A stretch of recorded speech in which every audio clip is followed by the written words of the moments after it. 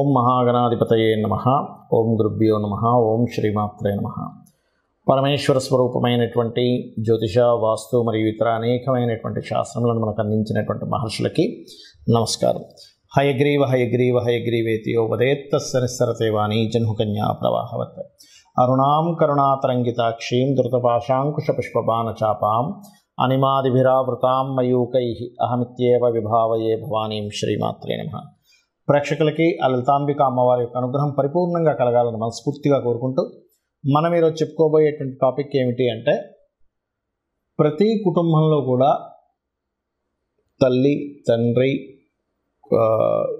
పిల్లలు కావచ్చు, అన్నదమ్ములు కావచ్చు, మేనమామ కావచ్చు, అలాగా ఒక రిలేషన్స్ అనేవి ఉంటాయి. ఆ రిలేషన్స్లో మన పూర్వజన్మ కర్మ ఆధారంగా ఒక రిలేషన్తో మనకి ఇబ్బంది ఉంటుంది, ఒక రిలేషన్తో చాలా బాగుంటుంది. ఎందుకు అలా అవుతుంది అంటే, మనం పాస్ట్ లైఫ్లో చేసుకున్న కర్మ. కొంతమందికి జీవిత భాగస్వామితో ఇబ్బంది ఉంటే, కొంతమందికి అన్నదమ్ములతో, కొంతమందికి మేనమామతో, లేకపోతే కొంతమందికి ఆడపడుచులతోని, కొంతమందికి మదర్తో కూడా ఉంటుంది. అది చాలా దారుణమైనటువంటి కాంబినేషన్. కొంతమందికి ఫాదర్తో ఇబ్బంది ఉంటుంది. అయితే ప్రతి లగ్నానికి కూడా ఆ యొక్క కాంబినేషన్ ఎందుకు ఏర్పడుతుంది, దానికి పరిహారం ఏం చేసుకోవాలి, బాగుండాలంటే ఏం చేయాలనేటువంటి చెప్తాను. ఒకటి, మీరు వీడియోని కనుక లాస్ట్ వరకు చూసినట్లయితే జన్మజాతకం తెలియని వాళ్ళకి, డేట్ ఆఫ్ బర్త్ తెలియని వాళ్ళకు కూడా ఏం చేసుకోవాలి అనేది కూడా చెప్తాను. దీంతోపాటు ఇందులో వాస్తుకు సంబంధించినటువంటి పరిహారం కూడా చెప్తాను. కర్కాటక లగ్నము, కర్కాటక రాశి. కర్కాటకం వారికి భగవంతుడు ఇచ్చినటువంటి గొప్ప యోగం ఏమిటంటే alertness and emotion and express చేయడం చాలా బాగుంటుంది. వీళ్ళకి అలర్ట్ అయిపోతారు, ఎక్కడి నుంచి ఎట్లాంటిది రావచ్చు అండ్ ఫస్ట్ అలర్ట్ అయ్యి తర్వాత డెసిషన్ తీసుకుంటారు. ఇది చాలా గొప్ప గుణం. అలాగే ఎమోషన్, ప్రేమను చూపించడం కానీ, ఎమోషన్ చూపించడం కానీ, మనం అబ్బా నిజమే కదా, అసలు ఎంత మదర్లీ నేచర్ ఉంది వ్యక్తిలో అనిపిస్తుంటుంది. బికాజ్ చంద్రుడు లగ్నాధిపతి అవ్వడం. మరి ఇంత ఎమోషన్స్ ఉన్నటువంటి ఈ చంద్రుడు లగ్నమైనటువంటి వీళ్ళకి కూడా రిలేషన్స్తో ఇబ్బంది ఉంటుందా అంటే, పూర్వజన్మలో చేసిన కర్మ ఎవరినైనా వెంటాడుతుంది. వాళ్ళు ఆఖరికి ఒక రూపం దాల్చి భూమి మీదకి వచ్చినటువంటి మనుష్య రూపంలో తిరిగేటువంటి దేవతా అవతారాన్ని కూడా ఇస్తుంది. ఎందుకంటే మనం చాలామంది దేవతల మహాభారతంలో ఉంటుంది. ఎంతోమంది దేవతలు కూడా వచ్చి భూమి మీద నడయాడారు. కౌరవులు, పాండవుల రూపంలో వాళ్ళు కూడా ఇబ్బంది పడ్డారా? భూమి మీద మనం మనిషిగా పుట్టాము అంటే ఖచ్చితంగా ఆ కర్మ ఆ రూపంలో ఇస్తుంది రిజల్ట్. It's very clear. అయితే ఇక్కడ మనం కుటుంబ సభ్యులతో ఇబ్బంది వస్తుంది ఈ వ్యక్తికి. అందులో ముఖ్యంగా కుటుంబ పెద్ద అయినటువంటి తండ్రితో వస్తుంది ఇబ్బంది ఏదైనా అనుకుంటే, సూర్యుడు పాడయ్యాడని మీరు అర్థం చేసుకోవాలి. సూర్య నమస్కారాలు ఎక్కువగా చేసుకుంటూ ఉండాలి. అలాగే శని, రాహు గ్రహాల దగ్గర కూడా దీపారాధన చేయాలి. అలా కాకుండా బంధువర్గం ద్వారా నష్టపోతూ ఉంటారు ఒక్కోసారి కర్కాటక లగ్నం వారు. ఎందుకంటే 3rd and 12th లార్డ్షిప్ బుధులకు వస్తుంది. సో బంధువర్గం ద్వారా ఎప్పుడైనా నష్టపోతున్నాము, బంధువుల వల్ల నేను నష్టపోతున్నానండి అంటూ ఉంటారు కొంతమంది. అంటే ఎలాగా అండి, బంధువులు వస్తారండి మా ఇంటికి, మొత్తం ఎంజాయ్ చేస్తారండి, అవన్నీ డబ్బులు ఖర్చు పెట్టుకుంటారండి, వెళ్ళిపోతారండి. కానీ వాళ్ళ ఇళ్ళకి నేను వెళ్తానంటే ఆ ఊర్లో ఉన్నాను, ఈ ఊర్లో ఉన్నాను అని చెప్తుంటారండి. వాళ్ళకి ఏ సహాయం కావాలని నన్ను అడుగుతారు. కానీ నేను అడిగేసరికి వాళ్ళు లేదండి, నాకు మొన్నే దీన్ని ఖర్చు పెట్టేసాను లేదంటుంటారండి. అనేటువంటి కంప్లైంట్స్, వాళ్ళ మనోభావాలు, వాళ్ళ బాధ చాలామంది చెప్పారు నాకు. ఇట్లా ఏమిటి సార్ ఇట్లా అవుతుంది అన్నప్పుడు నేను చూసింది ఏంటంటే, mercury 3rd and 12th lordship వచ్చి పాడయ్యాడు అంటే, 3rd అంటే బంధువర్గము, 12 అంటే ఖర్చు. కాబట్టి మెర్క్యూరీ పాడైనప్పుడు ఇంకా ఎక్కువగా ప్రభావిస్తుంది ఇది. మరి అప్పుడు ఏం చేయాలి? విష్ణు సహస్రనామాలు ఎంత వింటే అంత చక్కటి ఫలితాలు వస్తాయి. అలాగే తల్లిగారితో ఇబ్బంది ఉందనుకుందాం, శుక్రుడు పాడయ్యాడని అర్థం. అంటే శుక్రకేతు గ్రహాల దగ్గర దీపారాధన చేస్తూ శ్రీమాత్రే నమః అద్భుతమైన మంత్రం. ఒకవేళ తల్లిగారితో నిజంగానే మీకు ఇబ్బంది వచ్చింది, 99% ఆఫ్ కేసెస్ రాదు, ఎందుకంటే కర్కాటక లగ్నానికి అధిపతి చంద్రుడే అవుతాడు కాబట్టి. బట్ ఎక్కడో పూర్వజన్మ కర్మ 4th లార్డ్షిప్ పాడైపోయింది, 6th లార్డ్ కనెక్టివిటీ వచ్చింది, దానికి మళ్ళీ ఇంకొంచెం ఏదైనా ఇబ్బంది అయింది. ప్రతిసారి తల్లిగారితో ఇబ్బందే రావాలని రూల్ లేదు.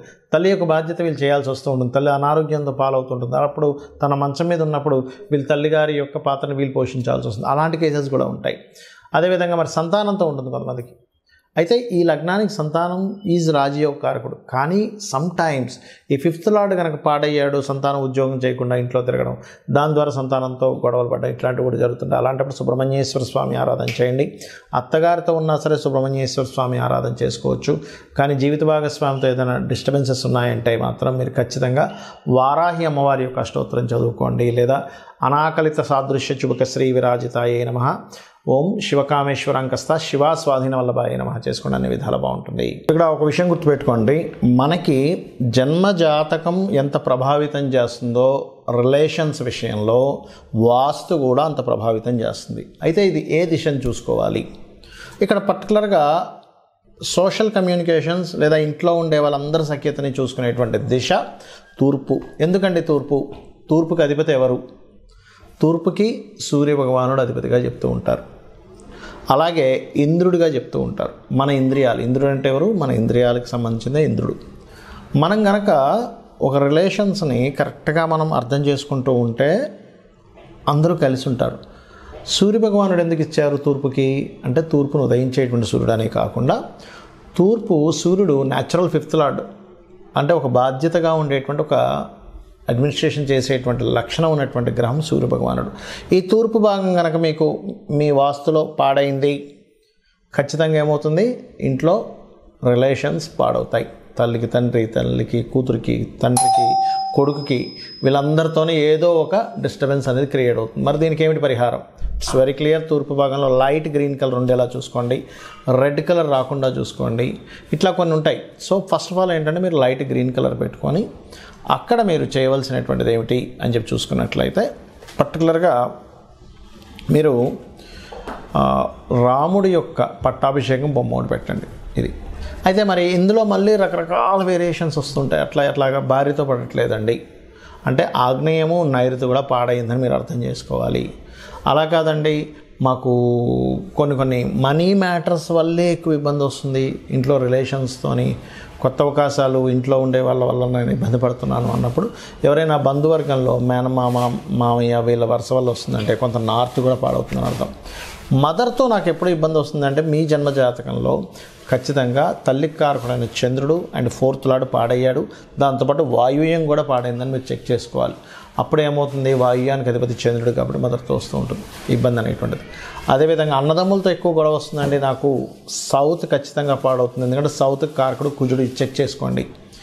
అయితే ఇక్కడ జన్మజాతకం లేని వాళ్ళు కూడా చేసుకోవాల్సింది సూర్య నమస్కారాలు. ఒకటి, సూర్య భగవానుడి దగ్గర దీపారాధన చేయడము, అదేవిధంగా ఆదిత్య హృదయ పఠనం చేసుకోవడం, ఇవి ఖచ్చితంగా పాటించాలి. మరొక విషయం ఏంటంటే, ఇక్కడ మీ పర్సనల్ చార్ట్లో పర్టికులర్గా ఇప్పుడు మనం ఒక్కొక్క లగ్నంతో చెప్తూ వచ్చాం.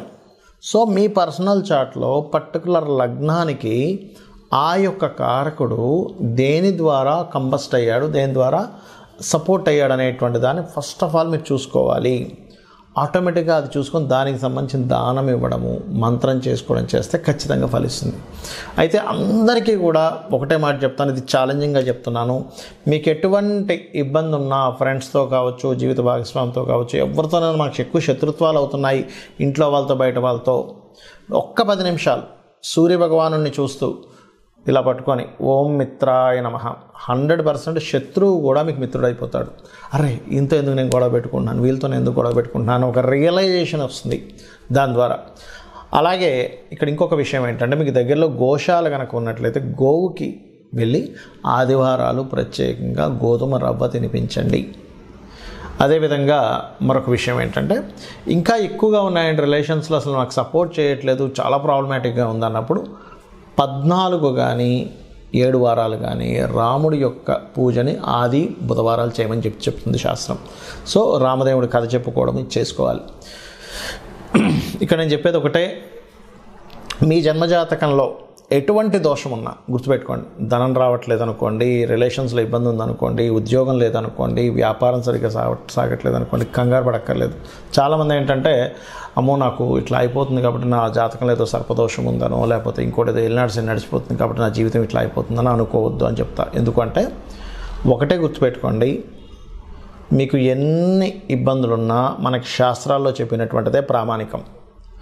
దేవీ భాగవతంలో సాక్షాత్ అమ్మవారే చెప్పినటువంటి అంశం నేను మీకు ఇప్పుడు చెప్పబోతున్నా. ఏమిటది అంటే, మీరు గనక ఈ ప్రకృతి ఏమిటి, ఈ విశ్వం ఏంటనే ఒక రియలైజేషన్ కనుక అయితే, లలితాసహస్రనామాలు మొత్తం కూడా రియలైజేషన్.